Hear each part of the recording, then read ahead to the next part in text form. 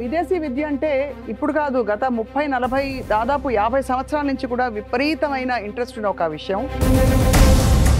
ఏ దేశానికి వెళ్తే better, USA బెటరా, యూకే బెటరా, ఇంకేమైనా దేశాలు బెటరా, వీటన్నిటికీ సమాధానాలు చెప్పడానికి we have a one stop solution. US, UK, Canada అయినా, ఆస్ట్రేలియా అయినా, budget wise, jobs wise, PR options, visa conditions, వీటన్నిటిలో దృష్టిలో పెట్టుకుంటే UK is the best option. జాబులు లేకుండా ఉన్నవాళ్ళు ఉంటారు.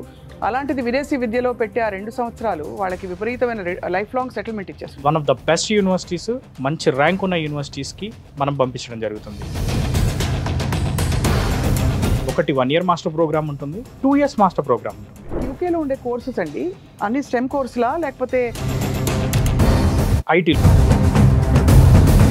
హోటల్ మేనేజ్మెంట్, ఎంబీఏస్కి, బీఫార్మసీలు కానివ్వండి, ఫిజియోథెరపీలు కానివ్వండి, వీటన్నిటికి UK is a multiple sector. యూకేలో మనకి 10 లక్షల మాస్టర్స్ కంప్లీట్ చేసాం. పౌండ్లా రూపీసా? రూపాయలు. ఇంతమందికి వాళ్ళ జాబ్లు ఇస్తూ పోతే మరి వాళ్ళ స్టాఫింగ్ ఫుల్ అయిపోతుంది కదా.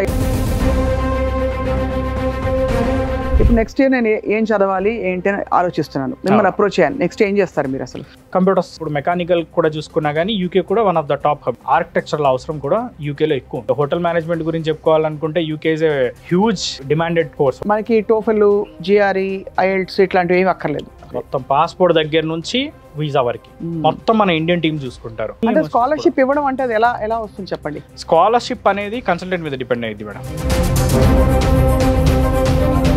నెక్స్ట్ ఏం చేయాలని మిమ్మల్ని అడిగితే మీరు ఎలా చేస్తారు వాళ్ళకి అడ్వైజ్? యూనివర్సిటీస్ కూడా ఎలా ఇస్తామంటే వాళ్ళకి ఏ కోర్స్ చేద్దాం అనుకుంటున్నారు, ఆ కోర్స్కి ఆ యూనివర్సిటీ టాపా కాదా. పిల్లలు ఇక్కడ నుంచి బయలుదేరారంటే మీరు సెటిల్ అయ్యే వరకు కూడా ఒక కంట కనిపెట్టుకుని ఉంటారు. Post study work permit 2 years complete అయిన వెంటనే 5 years వాళ్ళకి ఎంప్లాయ్మెంట్ వీసా, 6 years ఉంటుంది. సో